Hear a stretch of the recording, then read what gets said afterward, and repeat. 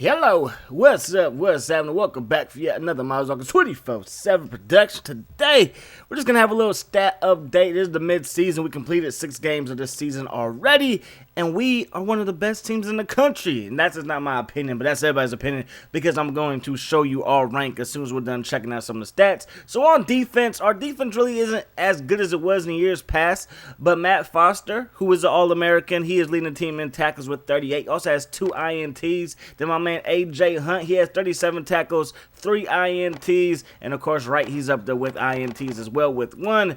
If we go to the sack column, we got McCormick and we got Johnson, our linebacker, coming off of the edge, basically playing the John Key role. He is getting sacks off of the edge and stuff like that. But for the most part, we really don't get too many sacks. We never really had somebody beasting and feasting when it comes to getting after the quarterback. So when we move to receiving, you know it, man. My man Chad Johnson, 15 receptions on the year so far, 296 yards, 5 TDs. Then Ross with 7, then Lane with 6, 5 for Russell, and then so on and so forth. Not that impressive. We go to the running.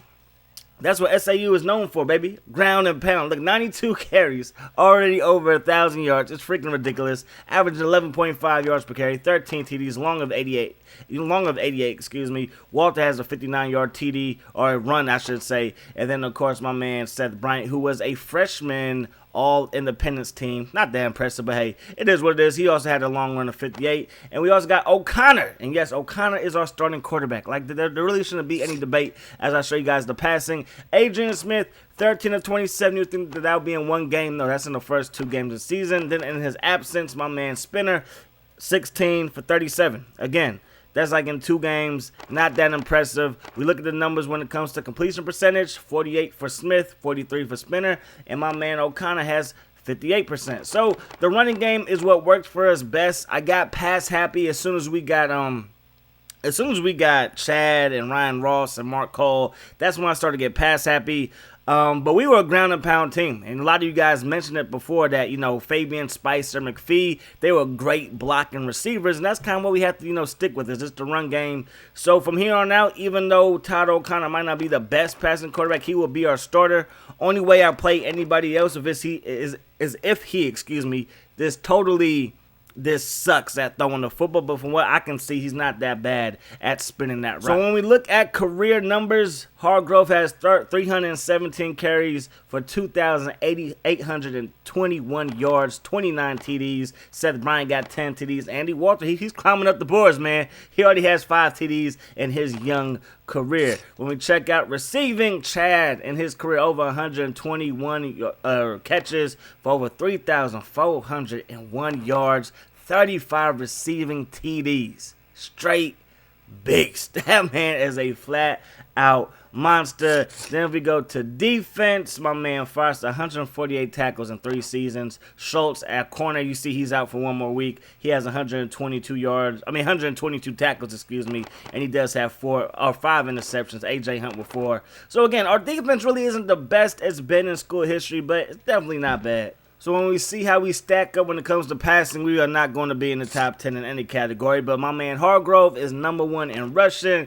And look who it is. Eric Dickerson, our former halfback. He was in the same recruiting class as Richie Thompson, as Hargrove, as Chris Cooper. You know what I mean? He was our 4th running back. He was there when we even had David Wise, I believe. So we are just known for running the football, and you guys have been begging me just to stick with the run, so that's what I'm going to do. But Eric Dickerson, look, I know how to recruit running backs. I know how to pick them because he would have been, I guess, 2nd string for us. I don't know, but he's having a fantastic season as well. He did transfer after his freshman year, and that's what's causing me to redshirt some of these incoming freshmen because I do not want them just to leave after, not playing that much. So, of course, Hargrove is doing his thing. Then we go to receiving. Of course, we're not going to have like a number 1 receiver or anything like that, especially when it comes to these catches. You look at all these numbers and stuff like that. But when it comes to TDs, we should have Chad top 10. Nah, not top 10.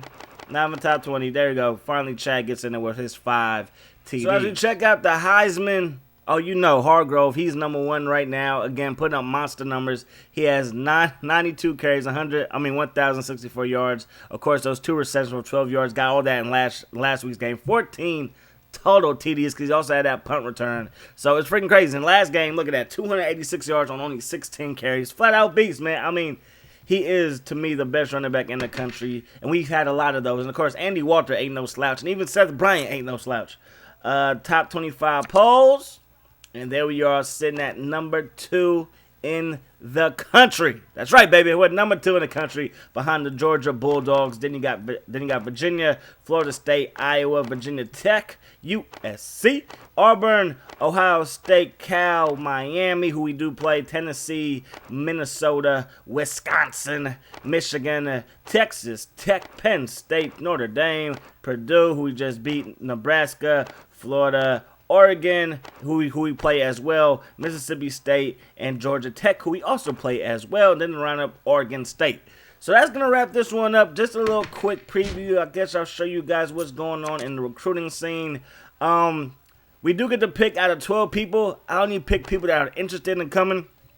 I might take this receiver off, but he's been wanting to come because, again, I'm just focusing on getting the best offensive linemen, the best running backs, best blocking fullbacks and tight ends I can get, a running quarterback and stuff. But we definitely got to shore up the defense. So Keith Ashley, he's actually one of the top corners. You see his 40 time of 4.240. Oh, baby. But his discipline is poor and his potential is poor, so I don't know if he's going to turn out to be really that good, but who knows, man. And again, I'm trying to stay away from people that have poor discipline because you see all the suspensions that's going on, man. But that's basically going to wrap this one up. I hope you guys enjoyed the video. We got a middle linebacker as well. What I might do, and you can let me know in the comment section below, if I should just stay away from this corner because we've had so many suspensions and stuff like that. I'm down to do that. I'm trying to clean up this program, obviously. And maybe we could focus our attention on somebody else. Like, I don't know. All these guys, they're going other places, but maybe just linebacker and stuff like that. But hope you guys enjoyed the video. As always, I enjoyed bringing it to you. Hope that the rest of the day is the best of your day. And I'm going to see y'all later. Peace. High sauce.